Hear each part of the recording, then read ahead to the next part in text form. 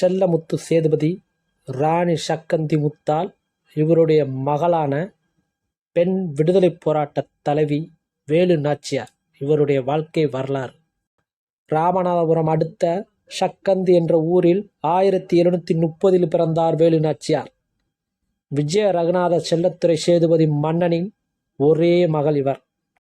சிறு வயதிலேயே துணிச்சலும் எதற்கும் அஞ்சாத நெஞ்சுரமும் கொண்டிருந்தார். கல்வி, விளையாட்டு, சிலம்பம், வாள்வீச்சு, ஈட்டி எறிதல், அம்பு விடுதல், குதிரையேற்றம், யானை ஏற்றம் என அனைத்து திறன்களையும் கற்று தேர்ந்தவர் இவர். தமிழ், தெலுங்கு, மலையாளம், கன்னடம், பிரெஞ்சு, ஆங்கிலம், உருது மொழி என அனைத்து மொழிகளையும் பேசுவதில் வல்லமை படைத்தவர் இவர். சிவகங்கை சீமையின் மன்னர் முத்து வடுகநாதரை 16 வயதில் மணந்து பட்டத்து ராணியானார். வடுகநாதர் ஆற்காடு நவாப்புக்கு கப்பங்கட்ட மறுத்ததால் ஆங்கிலேய படையின் உதவியோடு நவாப்பின் படைகள் சிவகங்கை மீது போர் தொடுத்தன. காளையர் கோயிலில் இருந்த மன்னர் வடுகநாதரை திடீரென தாக்கிக் கொன்று காளையர் கோட்டையை தங்கள் வசப்படுத்தினர். வேலு நாச்சியார் அவர்கள் சின்ன மருது, பெரிய மருது தளபதிகளின் உதவியோடு தப்பிச் சென்று கைதர் அலியின் உதவியை நாடினார் ராணி. இவரது வீரம், விவேகத்தை மெச்சிய ஹைதர் அலி அவருக்கு உதவினார். 7 ஆண்டு காலம் திண்டுக்கல் கோட்டை, திருப்பாச்சி கோட்டை, ஐயம்பாளையம் என இடம் மாறி மாறி முகாமிட்டு ஆங்கிலேயரை அடித்து விரட்டத்தக்க தருணம் பார்த்து கொண்டிருந்தார்.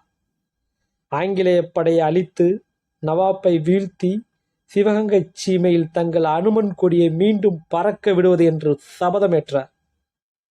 தளவாய் தாண்டவராயன் பிள்ளை, சேனாதிபதிகள் மருது சகோதரர்களை அழைத்து கொண்டு குறுநில மன்னர்களை ஒன்று சேர்த்து போராட பல இடங்களுக்கு சென்றார்.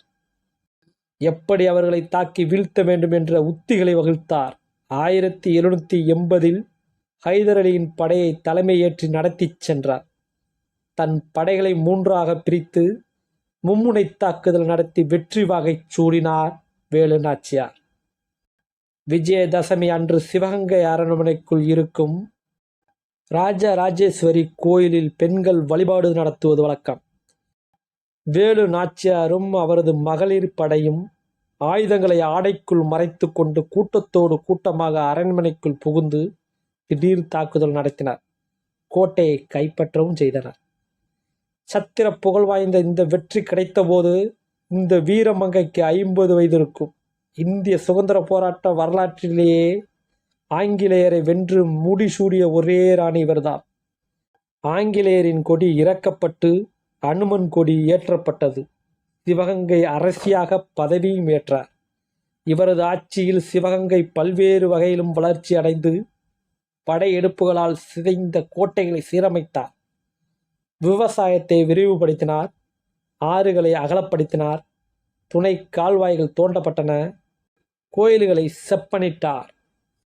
இந்தியாவில் ஆங்கிலேயர்களுக்கு எதிரான புரட்சிக்கு வித்திட்ட வீராங்கனை வேலு நாச்சியார் உடல்நலக் குறைவால் 66வது வயதில் 1796 மறைந்தார்.